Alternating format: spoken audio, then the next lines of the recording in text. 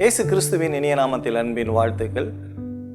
கர்த்தர் தனது வார்த்தையின் மூலமாக மகிமைப்படுவாராக. ஆதாரமாக இன்றைய காலை நேரத்திலும் கூட சங்கீதம் 135:6 பார்க்கும் பொழுது, வானத்திலும் பூமியிலும் சமுத்திரங்களிலும் எல்லா ஆழங்களிலும் கர்த்தர் தமக்கு சித்தமானதை எல்லாம் செய்கிறார்.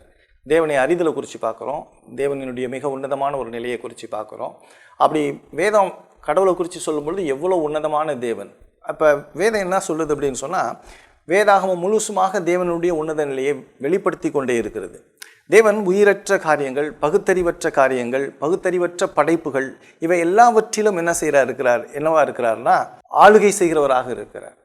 இந்த பகுத்தறிவற்ற காரியங்கள், உயிரற்ற காரியங்கள் எல்லாம் கடவுளுடைய சொல்லை கேட்பதாக இருக்கிறது என்பதை நாம் புரிந்து கொள்ள வேண்டும். உதாரணமாக நீங்கள் பார்த்தீங்க அப்படின்னு சொன்னால், கடவுள் கட்டளையிட செங்கடல் நன்றாக பிளந்தது என்று நாம் பார்க்கிறோம். யாத்திராகமத்தினுடைய புஸ்தகம் 14ஆம் அதிகாரத்தில் நம்ம பார்க்குறோம்.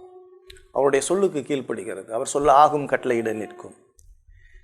என்னாகும் புஸ்தகம் 16ஆம் அதிகாரத்தில் கோராகு புத்திரருக்கு எதிராக பூமி தன் வாயை பிளந்தது அப்படின்னு சொல்லி பார்க்குறோம்.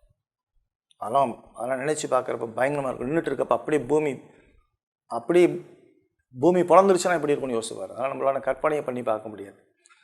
இந்த வயநாடு மாதிரிலாம் கிடையாது, அப்படி கிடையாது. அது அடிச்சுட்டு போணுச்சு, இது அப்படி கிடையாது, அப்படியே பிளந்துருச்சு அப்படின்னா கற்பனையை பண்ணி பார்க்க முடியாது. அப்படியே அகல பாதாளத்தில் அப்படியே கத்திக்கிட்டே போகணும். ஆண்டவருடைய வல்லமையுள்ள செயல்கள் இவ்வளோ உன்னதமான ஒரு தேவன் பாருங்கள். அதே இது யோசுவாவினுடைய புஸ்தகம் 10ஆம் அதிகாரத்தில் ஆண்டவர் சொல்கிறாரு, சூரியனை வானத்தில் அப்படியே நிற்கும்படியாக கட்டளையிடுகிறார். ஏசாயா 38ஆம் அதிகாரம் 8ஆம் வசனத்தில் சூரியனை 10 பாகை பின்னிட்டு போக செய்கிறார். தேவனுடைய உன்னத நிலையை இன்னும் அதிகமாக நீங்கள் பார்க்கணும் அப்படின்னு சொன்னால், 2 ராஜாக்கள் 6ஆம் அதிகாரம் 5ஆம் வசனத்தில் அந்த தீர்க்கதரிசன புத்திரர் ஒருத்தன் கடலுக்குள்ளே ஆற்றுல கோடாரியை போட்டுருவான். ஒரு கோலை போட்டு அந்த கோடாரியை மிதக்க வைக்கிறார் ஆண்டவர். எவ்வளோ பெரிய உன்னதமான தேவன், எவ்வளோ மகிமையான தேவன். இப்படிப்பட்ட தேவன் நீங்கள் வேதத்தில் வாசித்து அவர் அறிகிறப்ப நம்மளுடைய வாழ்க்கையில் பயங்கள்லாம் போகும். கடவுள் நம்மளோடு இருக்கிறாருங்கிற அந்த சிந்தனைகள்லாம் வரும். தானியேலை சிங்கக்கபியில் போட்டப்ப ஒரு சிங்கம் கூட ஒன்று கூட செய்யலை. சிங்கங்கள்லாம் கர்த்தருடைய வார்த்தைக்கு கீழ்ப்படுகின்றதாக இருக்கிறது.